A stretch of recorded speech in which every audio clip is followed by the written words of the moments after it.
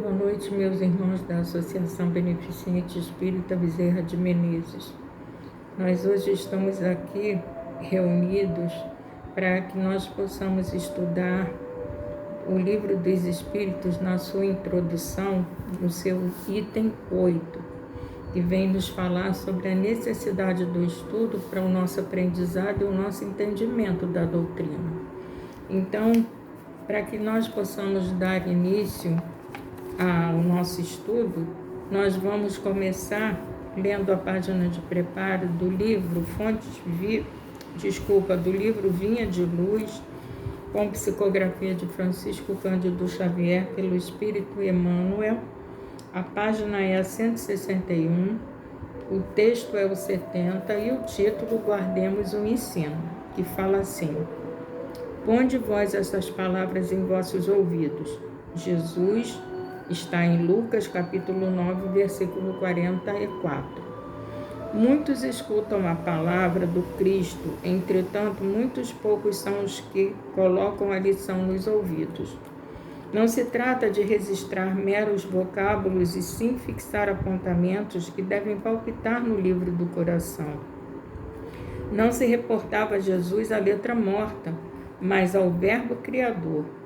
Os círculos doutrinários do cristianismo estão repletos de aprendizes que não sabem atender a esse apelo. Comparecem às atividades espirituais, sintonizando a mente com todas as inquietações inferiores, menos com o Espírito do Cristo.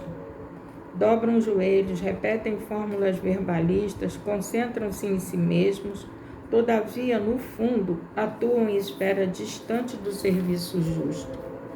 A maioria não pretende ouvir o Senhor, e sim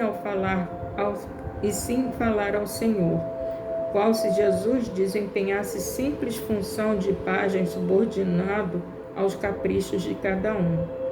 São alunos que procuram subverter a ordem escolar. Pronunciam longas orações, gritam protestos, alinhavam promessas que não podem cumprir. Não estimam ensinamentos, formulam imposições.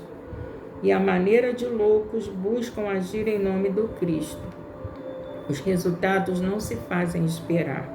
O fracasso e a desilusão, a esterilidade e a dor vão chegando devagarinho, acordando a alma dormente para as realidades eternas. Não poucos se revoltam desencantados. Não se queixem, contudo, senão de si mesmos. Ponde minhas palavras em vossos ouvidos, disse Jesus. O próprio vento possui uma direção. Teria, pois, o Divino Mestre transmitido alguma lição ao acaso? É um questionamento que nós temos que fazer, né? Nós temos que nos empenhar em buscar aprender e aquilo que Jesus veio nos trazer, mas nos aprofundando ao estudo da sua doutrina para que nós consigamos superar todas as nossas dificuldades de entendimento. Então, nesse momento, nós vamos elevar os nossos pensamentos a Deus, agradecendo por essa oportunidade de trabalho que nos foi concedida e pedindo, Senhor, por toda a humanidade, pedindo a sua misericórdia para com todos aqueles que ainda não descobriram o vosso Filho, nosso Senhor Jesus Cristo, e continuam, Senhor, achando que estão aqui a passeio. Cuida, Senhor, de cada um desses nossos irmãos que se encontram hospitalizados e nos asilos, nos orfanatos, nos sanatórios, nos manicômios, nas cadeias, nas penitenciárias, nas sarjetas, que todos eles possam ter, Senhor, corações abnegados que possam dedicar-se a eles, levando até eles uma palavra de esperança, de fé e de coragem, mostrando para eles, Senhor, que tudo irá passar, que tudo passa, nada é permanente. Pedimos a Nossa Senhora para que o seu imenso amor possa cobrir a toda a multidão, tocando os seus corações daqueles irmãos que ainda se encontram adormecidos no mal.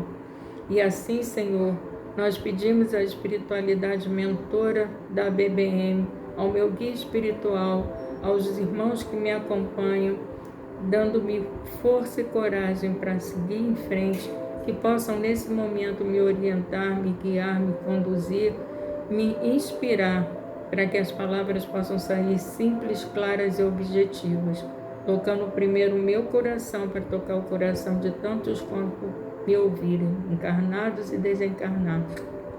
E assim, Senhor, eu peço, para que permaneça conosco em todos esses momentos, hoje, agora e sempre, que assim possa ser. Graças a Deus.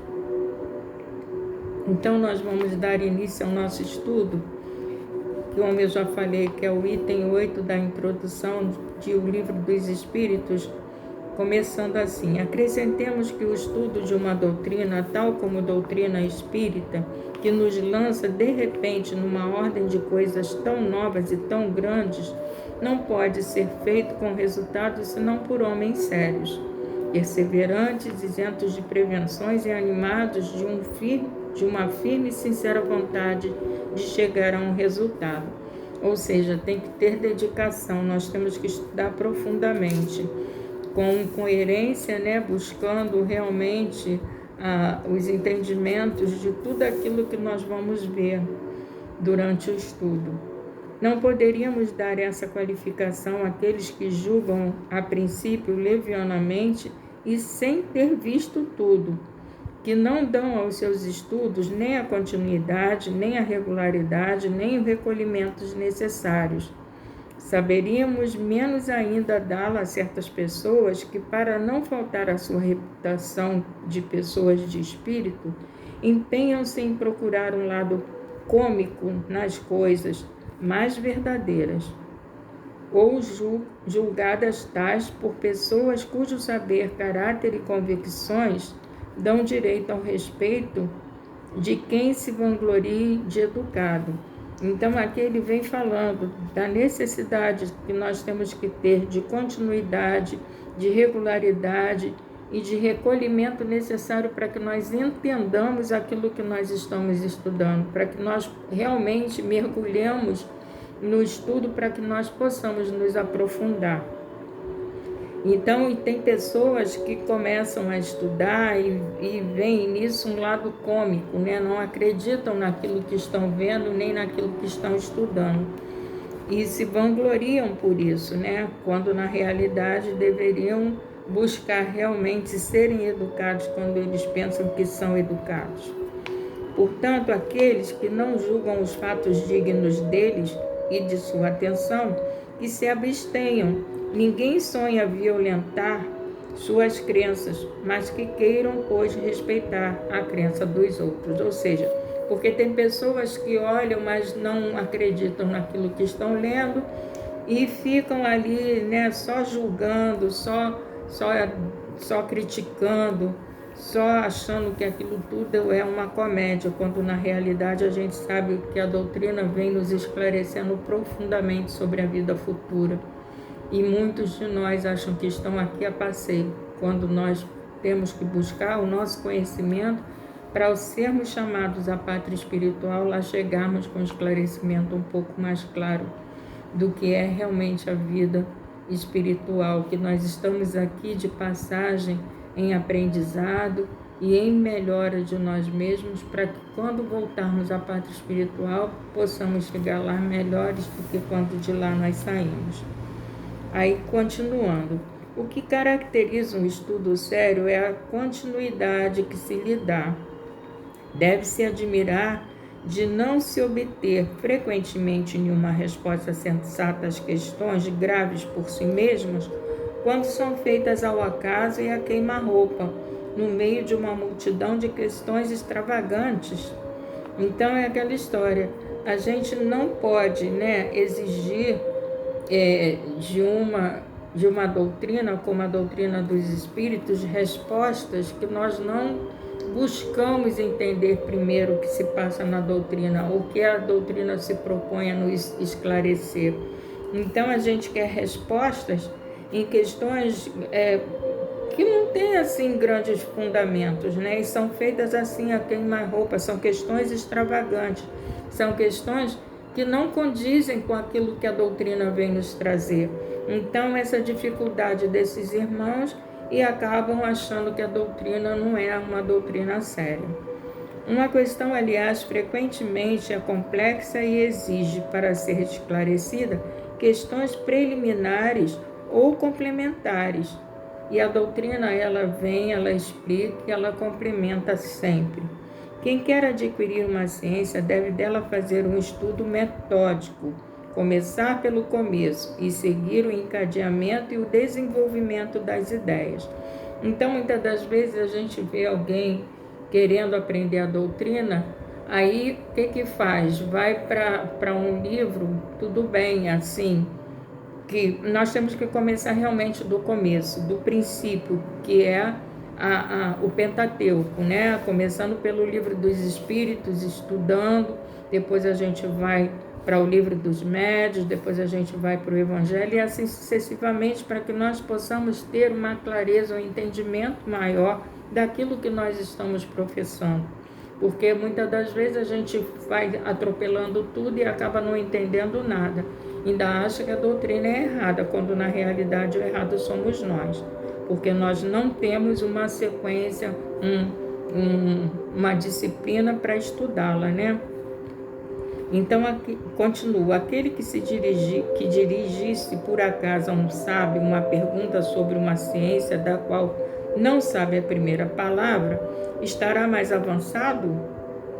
O próprio sábio poderia, com maior boa vontade, dar-lhe uma resposta satisfatória? Se a gente não sabe o que vai perguntar, como é que a gente vai querer uma resposta? A gente não soube perguntar, então não vamos ter uma resposta satisfatória.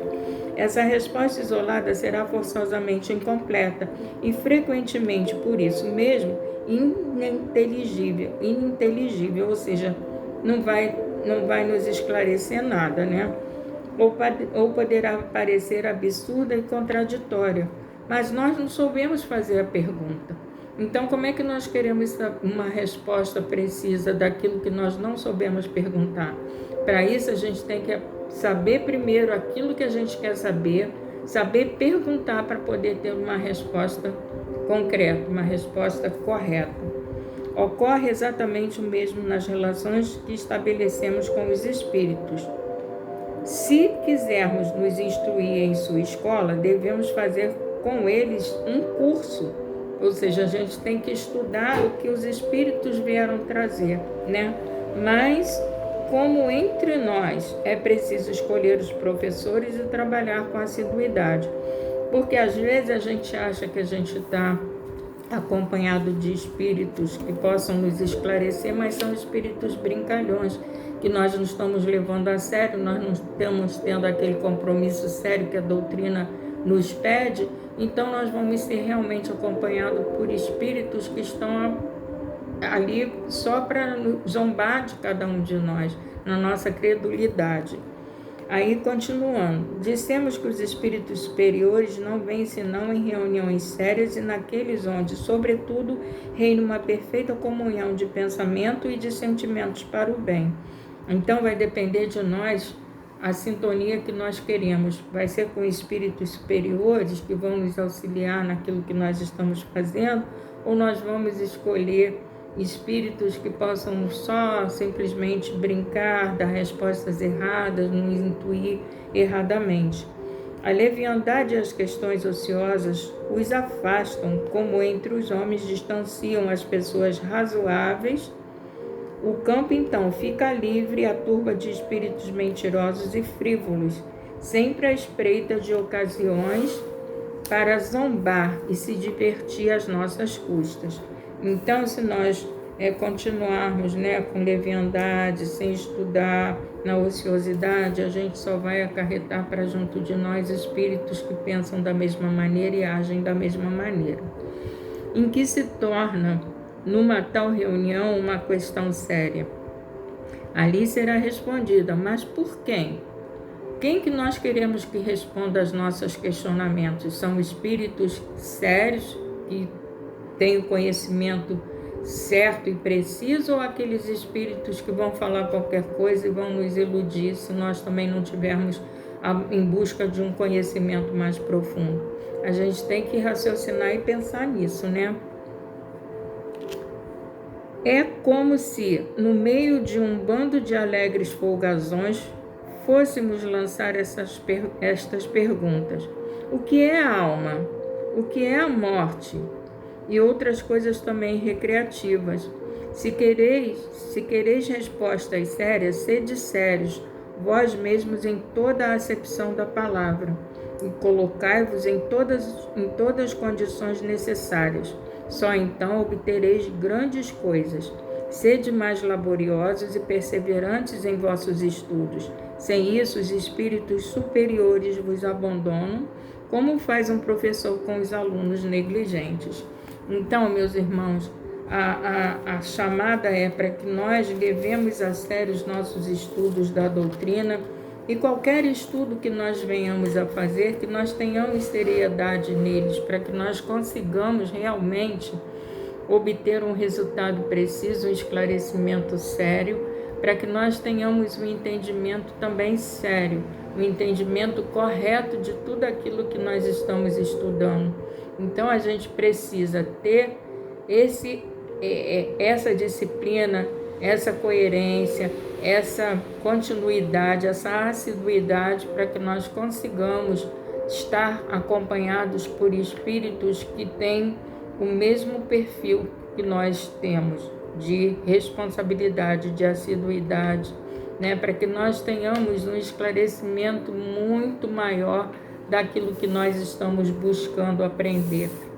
Então, que nós possamos ter esse conhecimento e buscar realmente, né, fazer com que nós consigamos um resultado claro e exato do que seja os estudos doutrinários espíritas, para que nós tenhamos um conhecimento profundo daquilo que nós estamos aprendendo.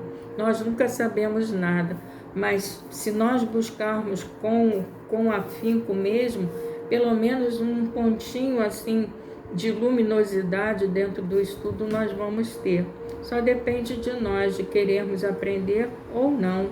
Então, os espíritos que querem a nossa evolução estão ali torcendo para que nós tenhamos realmente essa responsabilidade de estudar com afinco, para que nós possamos ter o apoio e o amparo de cada um deles. Mas para isso a gente tem que ter a severidade, a disciplina, começar do começo, como nos falou ali um parágrafo. Que nós comecemos do começo, para que nós possamos ter um entendimento sério e firme da doutrina. Então, nós vamos aproveitar e vamos ler aqui do Vinha de Luz, né, como eu já falei, com psicografia de Francisco Cândido Xavier pelo Espírito Emmanuel, a página 163 e o texto é o 71, e vai nos falar sobre nosso trabalho. Eu acho que vem até combinando, né? Em nosso trabalho. Porque toda casa é edificada por alguém, mas o que edificou todas as coisas é Deus. Mas o que edificou todas as coisas é Deus. Paulo, Hebreus, capítulo 3, versículo 4. O Supremo Senhor criou o universo. Entretanto, cada criatura organiza o seu mundo particular. O arquiteto divino é o possuidor de todas as edificações. Todavia, cada espírito constrói a habitação que lhe é própria. O doador dos infinitos bens espalha valores ilimitados na criação. Contudo, cada um de nós outros deverá criar valores que nos sejam inerentes à personalidade. A natureza maternal, rica de bênçãos, em toda parte constitui a representação do patrimônio imensurável do poder divino.